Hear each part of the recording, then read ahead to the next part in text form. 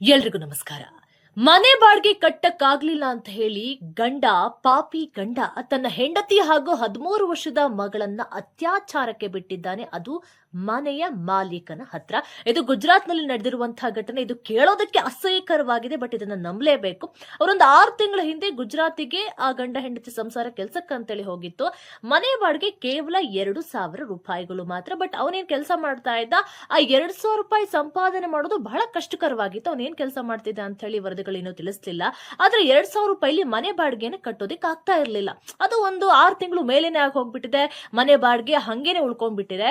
ಆಗ ಅವನು ಮನೆ ಮಾಲೀಕನ ಜೊತೆ ಒಪ್ಪಂದವನ್ನ ಮಾಡ್ಕೊಳ್ತಾನೆ. ತನ್ನ ಹೆಂಡತಿ ಹಾಗೂ 13 ವರ್ಷದ ಮಗಳನ್ನ ನಿಮಗೆ ಅತ್ಯಾಚಾರಕ್ಕೆ ಬಿಡ್ತೀನಿ ಅಂತ ಹೇಳಿ. ಪಾಪಿ ಗಂಡ ಅನ್ಸ್ಕೊಂಡಿರೋನು ಹೆಂಡತಿ ಮಕ್ಕಳನ್ನ ಸಾಕಕ್ಕಾಗ್ಲಿಲ್ಲ ಅಂತ ಹೇಳಿದ್ರೆ ಮದುವೆನ ಮಾಡ್ಕೊಳ್ಬಾರ್ದು. ಇಂಥ ನಾಚಿಕೆಗೇಡು ಕೆಲಸವನ್ನ ಮಾಡ್ತಾರೆ. ಆ ಮನೆ ಮಾಲೀಕನ ವಯಸ್ಸು 55 ವರ್ಷ. ಅವನ ಜೊತೆ ಅವನ ಫ್ರೆಂಡ್ ಕೂಡ ಸೇರ್ಕೊಂಡಿದ್ದಾನೆ. ಜೊತೆಗೆ ಇವನನ್ನು ಸಹ ಪೊಲೀಸರು ಬಂಧಿಸಿರುವಂತದ್ದು. ಫೋಕ್ಸೋ ಕೇಸ್ ಸಹ ದಾಖಲು ಮಾಡಿದ್ದಾರೆ. ನಂತರ ಇವಳಿಗೆ ಬೇಸತ್ತು ಹೋಗ್ಬಿಟ್ಟಿದೆ. ನೋಡಿ ನೋಡಿ ನೋಡಿ ಸಾಕಾಗಿ ಹೆಂಡತಿಯೇ ಗಂಡನ ವಿರುದ್ಧ ಕಂಪ್ಲೇಂಟ್ ಅನ್ನ ಕೊಟ್ಟಿದ್ದಾಳೆ.